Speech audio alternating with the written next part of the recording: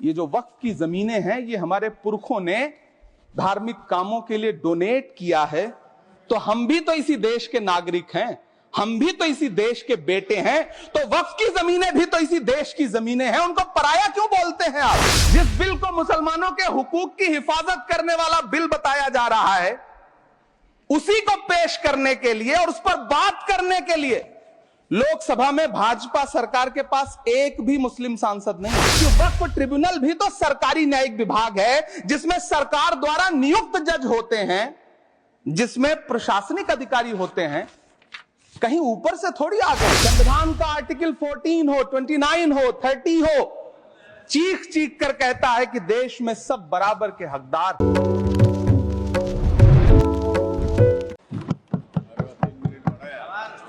धन्यवाद सभापति महोदय।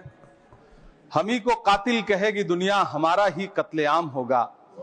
हम ही कुएं खोदते फिरेंगे, हम ही पे पानी हराम होगा।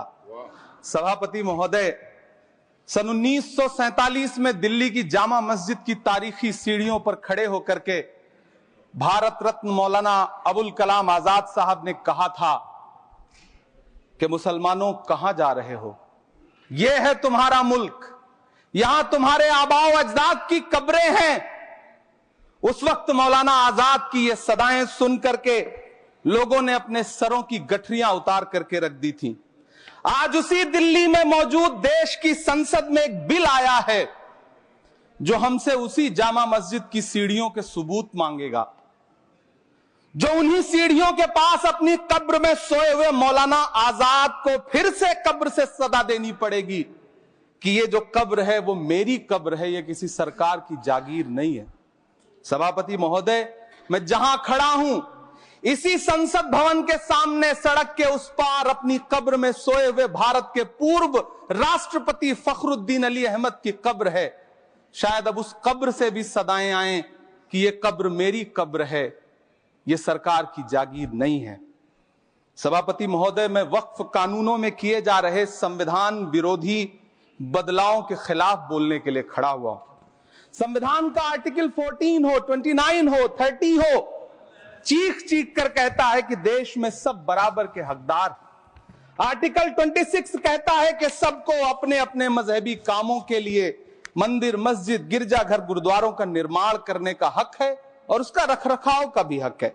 लेकिन डॉक्टर बाबा साहब अंबेडकर के संविधान को हर दिन कुचलने वाली यह सरकार देश के मुसलमानों से नफरत में इतनी अंधी हो गई है कि खुलेआम देश की संसद में देश सरकार के माइनॉरिटी मिनिस्टर साहब और होम मिनिस्टर साहब झूठ बोलते हैं और देश को गुमराह करते हैं। झूठ शब्द असत्य बोलते हैं। सरकार ने इस बिल का नाम उम्मीद रखा है।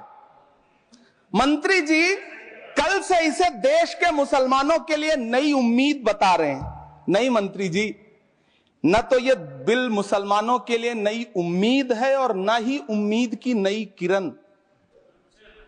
सभापति महोदय, भाजपा ने पूरे देश में वक्फ के नाम पर कई सारे झूठ फैलाए हैं।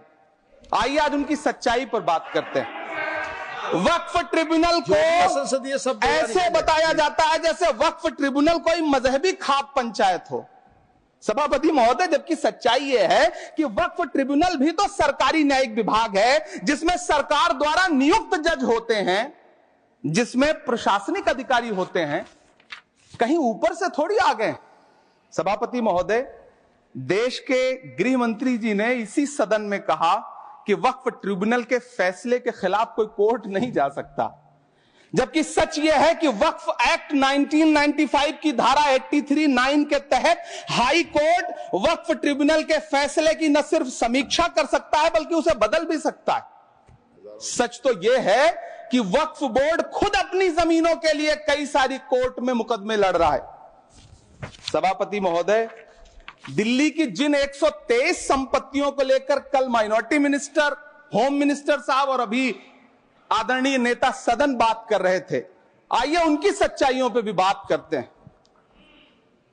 1911 में जब अंग्रेजी हुकूमत ने कोलकाता के बजाय दिल्ली को राजधानी बनाने का फैसला किया, तो रायसीना हिल्स के चारों तरफ जो मुसलमानों की ढेर सारी जमीनें थी उनको एक्वायर किया गया और लुटियन को इसकी तामीर की जिम्मेदारी सौंपी गई। सेंट्रल विस्टा की तरह लुटियन जोन का मेगा प्लान तैयार हुआ, लेकिन उस वक्त के मुसलमानों ने उस वक्त की अंग्रेजी हुकूमत से अपनी इबादत गाहों को बचाने के लिए लड़ाई लड़ी। मामला ब्रिटिश गवर्नमेंट तक पहुंचा। तब यह तय हुआ कि वो जो धार्मिक स्थल हैं उन्हें जस का तस रहने दिया जाएगा। इंडिया गेट के बगल वाली मस्जिद हो, जाब्तागंज, सुनहरी बाग मस्जिद हो, पार्लियामेंट रोड वाली मस्जिद हो, ऐसी 123 संपत्तियों के मैनेजमेंट के लिए 1913 में मुसलमान वक्फ वैलिडेशन एक्ट बना और उसके बाद एक नया शहर बसाया गया जिसे लुटियंस जोन का नाम दिया गया। फिर 1943-45 के बीच एक और समझौता हुआ आजादी से पहले, उसके तहत काफी सारी वक्फ जायदादों को सुन्नी मजलिस औकाफ बनाकर उसके अंडर किया गया ताकि उसकी देखरेख की जा सके। गृह मंत्री जी 2 दिन से सदन में जो बात कह रहे हैं वो दरअसल 123 संपत्तियां उसी सुन्नी मजलिस औकाफ के तहत आती है। सभापति महोदय, आजाद भारत आजाद हुआ। आजादी के बाद भारत में 1954 में वक्फ एक्ट लागू हुआ, जिसकी धारा 9 के तहत 1964 में केंद्रीय वक्फ काउंसिल का गठन हुआ। दिल्ली की वही 123 प्रॉपर्टीज को 1970 में सर्वे गजट करके गजट नोटिफाई किया गया। इसके निपटारे के लिए पूर्व प्रधानमंत्री इंदिरा जी के द्वारा 1974 में एक बर्नी कमेटी बनाई गई। बर्नी कमेटी ने 1976 में इन 123 संपत्तियों को दिल्ली वक्फ बोर्ड की संपत्ति होने की रिपोर्ट सौंपी। उस रिपोर्ट के आधार पर 1984 में कांग्रेस सरकार ने उन 123 प्रॉपर्टीज को दिल्ली वक्फ बोर्ड को सौंपने का फैसला किया, जिसके खिलाफ विश्व हिंदू परिषद कोर्ट गई। मामला 2011 तक पेंडिंग रहा। फिर 2011 में कोर्ट ने सरकार को आदेशित किया कि इसका निपटारा करो। तब 2013 में तत्कालीन यूपीए सरकार ने दिल्ली की उन्हीं 123 जायदादों को बर्नी कमेटी की सिफारिशों के मुताबिक वक्फ बोर्ड के हवाले किया। यही वो प्रॉपर्टीज हैं जिनके नाम से गृह मंत्री जी कल से कांग्रेस को कोस रहे हैं। फिर आई 2014 में भाजपा की सरकार, जो तब से इन जमीनों को हड़पने की साजिश कर रही है।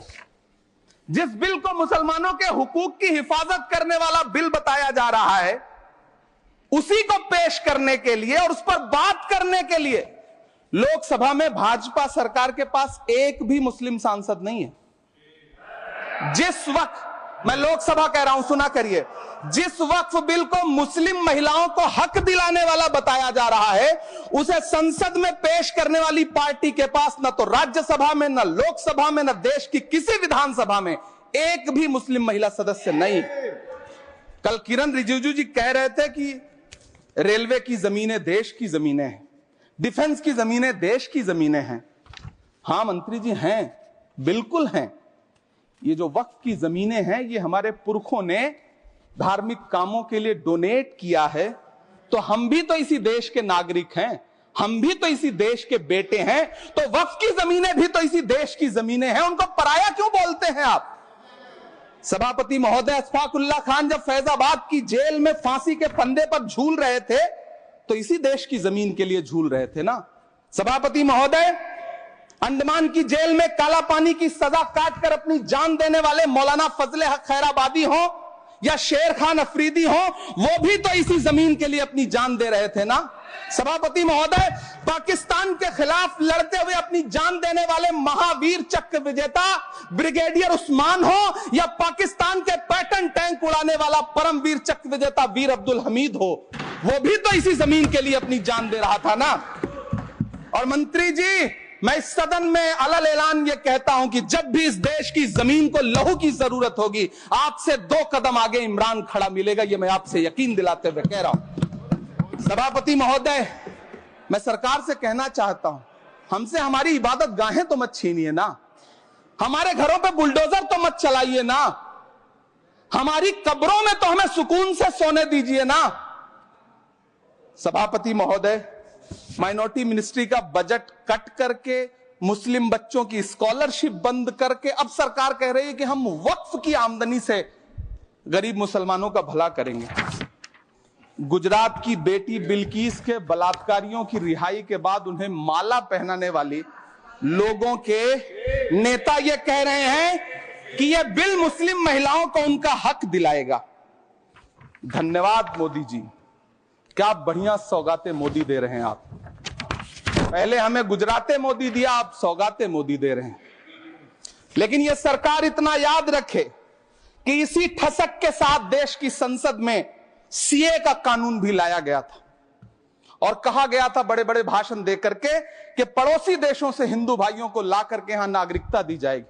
लेकिन मैं आपके संज्ञान में लाता हूं सर कि पिछले इतने दिनों में इनसे नागरिकता लेने के लिए 2000 व्यक्ति भी नहीं आए, जबकि इसके उलट इन्हीं की सरकार में पिछले 10 साल में 15 लाख से ज्यादा भारतीयों ने भारत की नागरिकता छोड़ करके दूसरे देश में जाकर के बस गए। यह हुआ उस कानून का अंजाम। सभापति महोदय, इसी तरह की जिद के साथ किसानों के खिलाफ भी कानून लाए गए थे। जिस तरह आज वक्फ के फायदे गिनाए जा रहे हैं, उसी तरह से किसानों को भी कृषि कानूनों के फायदे गिनाए गए थे। लेकिन अंजाम क्या हुआ?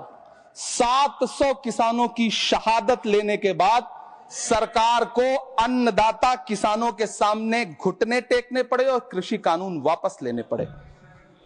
जिल्ले इलाही, जमहूरियत जो है वो नफरत और ठसक से नहीं चलती है, अकड़ से नहीं चलती है। उसमें सबकी हिस्सेदारी जरूरी है। कल देश के माइनॉरिटी मिनिस्टर ने लोकसभा में खड़े होकर एक शेर सुनाया था कि मुझसे कोई बदगुमान न हो, तो मैं उन्हें एक शेर सुनाना चाहता हूं कि मैं आज जद पे हूं तो इतना खुशगुमान न हो, मैं आज जद पे हूं तो इतना खुशगुमान न हो, चराग सबके बुझेंगे हवा किसी की नहीं। नीतीश कुमार जी हो, चंद्रबाबू नायडू जी हो, चिराग पासवान जी हो, जयंत चौधरी जी हो, देवे गौड़ा जी हो, जीतन राम मांझी जी हो, सबको समझना पड़ेगा कि जब जंगल में आग लगती है तो न वो बरगद बचते हैं जो हवा को आंधी में तब्दील करते हैं, न वो बांस बचते हैं जो आपसी रगड़ से चिंगारी पैदा करते हैं। सभापति महोदय, जब देश को मनमोहन सिंह साहब जैसा काबिल प्रधानमंत्री मिलता है तो देश को आरटीआई जैसा एक्ट मिलता है, सेज जैसा एक्ट मिलता है, मनरेगा जैसा एक्ट मिलता है, लिबरलाइजेशन मिलता है, राइट टू एजुकेशन मिलता है, नेशनल फूड सिक्योरिटी एक्ट मिलता है। लेकिन जब देश को सौगातें मोदी मिलती है तो क्या मिलता है? सीए मिलता है, फॉर्म्स लॉ मिलता है, आर्टिकल 370 मिलता है, इलेक्टोरल बॉन्ड जैसा एक्ट मिलता है और वक्फ अमेंडमेंट एक्ट जैसे बिल देश को मिलते हैं। मुझे तो अपने हमवतन भाइयों से पूछना है कि आपको अपने बच्चों की तरक्की, खुशहाली और नौकरी की दरकार है या फिर मुसलमानों की दान की गई जमीनों को लूटकर धन्ना सेठों को देने की साजिश करने वाले कानून की? सभापति महोदय, यह सरकार रात के 3 बजे तक पूरे देश को जगा करके संसद में अपने ही नागरिकों को नीचा दिखाने के लिए वक्फ बिल ला रही थी, तो उधर रात के 1:30 बजे अमेरिका हम पर 26% टैरिफ लगा रहा था। सरकार की प्राथमिकताएं देश को पता। सभापति महोदय, मैं बहुत भावुक हूं आज, और मुझे अच्छा लगा कि आदरणीय नेता सदन जगत प्रकाश नड्डा जी ने बहुत अच्छी बातें भी की, मन से बातें की। क्योंकि उनके नाम में प्रकाश जुड़ा है तो मैं उनमें हमेशा एक रोशनी की किरण देखता हूं। मैं उनके सामने बहुत अदब से यह बात कहना चाहता हूं कि चिरागों के सफर में दबदबा हो आंधियों का तो फिर अंजाम जुल्मत के सिवा कुछ भी नहीं होगा। यह दुनिया नफरतों के आखिरी स्टेज पर है, इलाज इसका मोहब्बत के सिवा कुछ भी नहीं होगा। मैं भावुक हूं, मेरी पलकें गीली हैं। अगर देश की एक बहुत बड़ी आबादी को लगता है कि आप उसका भला करने के लिए नहीं बल्कि उनकी इबादतगाहों, उनकी कब्रिस्तानों, उनकी खानकाहों को बर्बाद करने का बिल ला रहे हैं, तो फिर आप अगर समझाने में नाकामयाब रहे हैं तो यह आपकी नाकामयाबी है। पहले समझाइए, उसके बाद कोई बिल लेकर के आइए, तब शायद हम आपका इतनी पुरजोर तरीके से विरोध ना करें। लेकिन सभापति महोदय, मैं अंत में सिर्फ इतना कहना चाहता हूं कि इस बिल में जो भी पॉइंट्स दिए गए हैं, बॉम्सी पोर्टल देख लीजिए, सरकार का झूठ आपको पकड़ में आ जाएगा। हम डरे नहीं हैं, हम सिर्फ सरकार से अपील कर रहे हैं कि हमें अपना समझिए, हम आपके अपने हैं, इस देश के नागरिक हैं और आप ताकत में हैं। संख्या बल के आधार पर बिल हो सकता है आप पास करा ले, लेकिन आपको यह बात समझनी पड़ेगी कि हम तो वो तारीख हैं, जहनों में रहना है जिसे, कागजी पुर्जे नहीं जो फाड़ डाले जाएंगे। जिस जमीन पर मैं खड़ा हूं ये मेरी पहचान है। आप आंधी हैं तो क्या मुझको उड़ा ले जाएंगे? आपको यह बात समझनी पड़ेगी।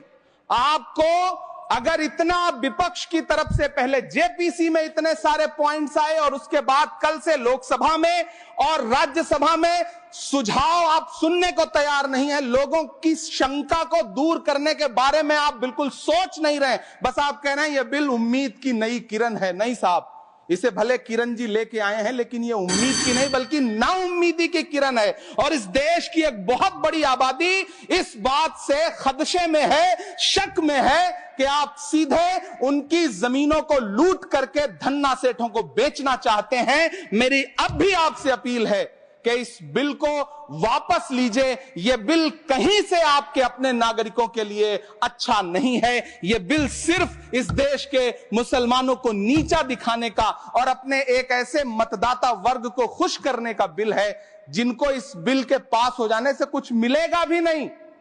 लेकिन आप एक नैरेटिव देना चाहते हैं, एक मैसेज देना चाहते हैं। मेरी आपसे अपील है कि कृपया ये जो सबका साथ सबका विकास का नारा है, इस नारे को रत्ती भर तो चरित्रार्थ कर दीजिए। बहुत बहुत धन्यवाद।